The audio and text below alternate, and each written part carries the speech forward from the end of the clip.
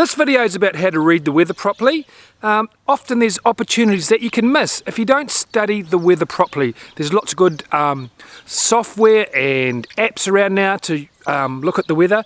So let's go and take a look and see how to read the weather properly. The app that I like to use, I've been using it for years, is Swell Map, but there's a feature here that not many people use. Most people just use this feature here, which is, you click on one of the spots in the hierarchy Gulf. So let's have a look at the Firth of Thames, and you'll see this graph here, which is reds is not good, orange is okay, and green is good. So I'll have a quick look at that, but the one I'm more interested in is this map feature. So you click to maps on Swell Map, and then you get this view of that swell height. So all these different colours relate to this bar kind of graph thing up here. So you know what's going on. So that's the swell height. So I like to change to wind.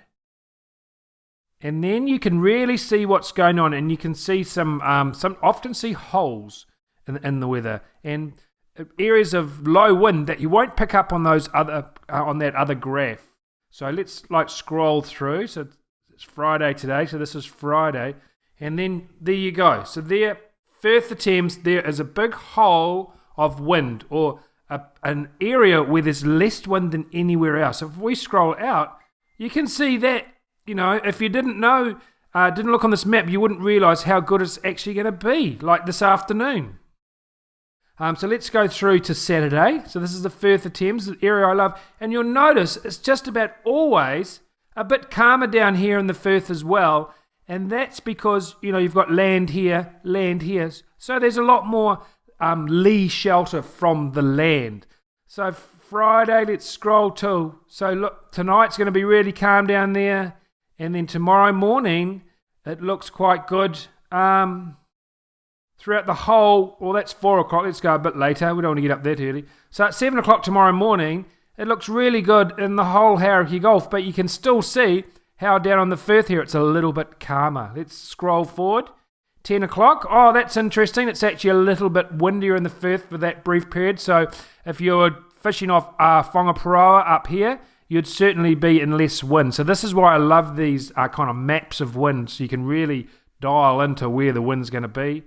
And then in the afternoon, still nice and calm in the Firth. You can see this patch here now. So it's just like north of Waiheke is going to be really calm. At lunchtime tomorrow. So this is all part of your trip planning. And then at 4 o'clock, it's still going to be calm. So the weather, the wind for tomorrow on Saturday looks really good for a lot of the Gulf, but the hot area is the Firth of Thames. And then you can check the rain as well. So let's check the rain. So these little arrows here that you can see, that's they're called wind arrows. So it's got the direction, and the larger that little thing pointing out of the top is the more wind. But you can see these little dots, zero wind. So tomorrow at 4 o'clock, there's zero wind all through here. And there's no rain either. So let's just go back a bit. Check there's no rain for the day. So no rain tomorrow either. So it's looking really good, the hierarchy Gulf tomorrow. Let's have a look in the Firth of Thames and see why it's so good. And it's one of the areas I love to fish. We'll go over to Navionics. Let's have a look. Okay, this is the area we call the Firth of Thames. It's this area here is when we call like the mouth of the Firth. These are the mussel farms that people talk about around here.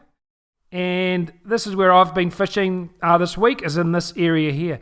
And you can see it's kind of a fish trap. The bait swims down into here and it kind of gets caught. So at the moment, there's lots of workups down here.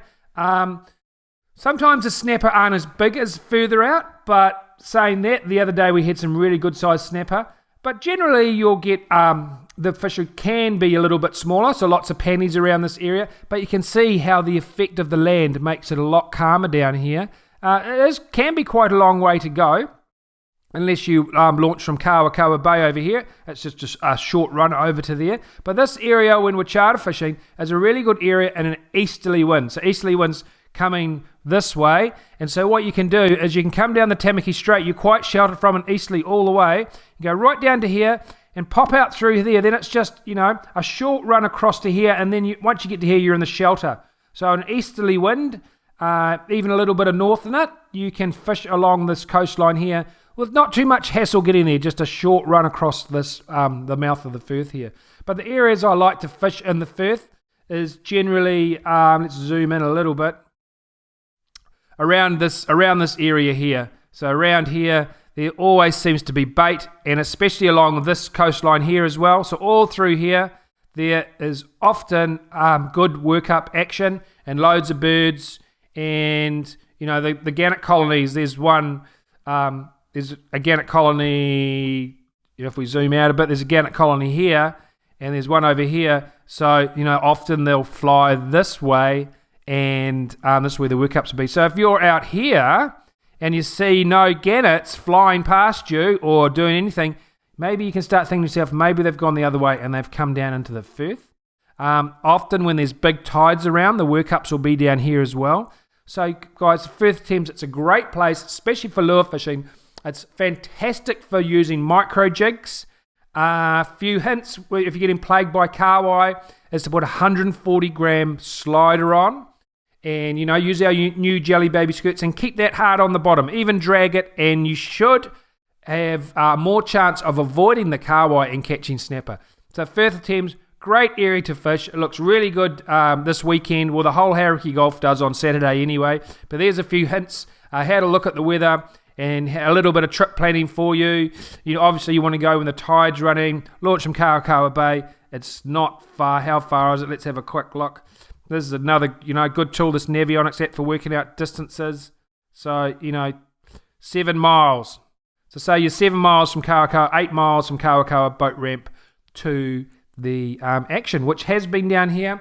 I've heard a few people say, Paul gave us this report and we went there and there was no fish there. That can happen, guys. I can't be there all the time. All I can give you is the latest information I have, and it's usually pretty good. It's not going to work every time you go out, but it's certainly a good guide and a place to start. Like if they're not here, certainly start searching around, get your binoculars out and see if you can find them. So this weekend's shaping up, especially Saturday. I didn't really look at Sunday, but Saturday looks a great day to go fishing. So get out there, get yourself some sliders, some jelly babies, and if you're heading down this way, get some micro jigs. Weasels are really good in this area, more so than the knife jigs. Weasels, the pink lumo, all that kind of little gear is heaps fun. If you like micro jigging, this is certainly a great place to go. So I hope you all have a good weekend, and we always love to hear what you catch. So message us any of your catches, and especially on Instagram, if they're good quality images and stuff, we'll share them onto our page. So yep, that's it from me. Hope you all have a great weekend.